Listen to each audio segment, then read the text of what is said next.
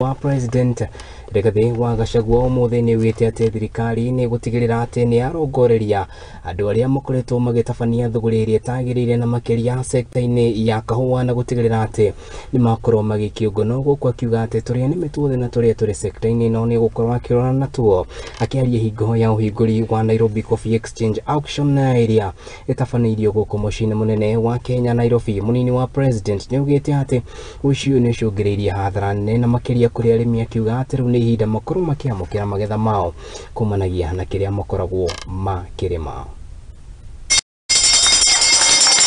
As last Sunday, our Cabinet Secretary for Interior and National Government Administration, Professor Kithure Kindiki, has issued instructions to the National Police Service to provide 24-hour armed security to all our coffee factories to protect our coffee from theft. This is indeed a historic day for the coffee farmer,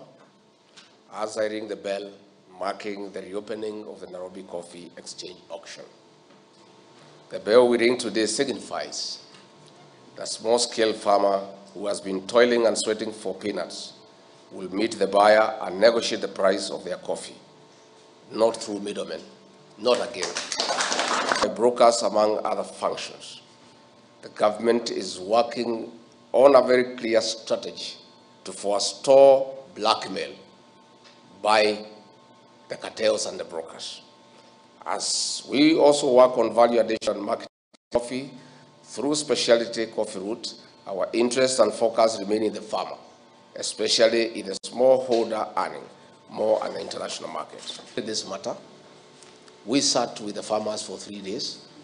and the farmers told us what they want, and we'll do what the farmers want,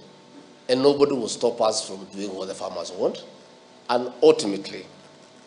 the Kenyan coffee farmer will be the winner.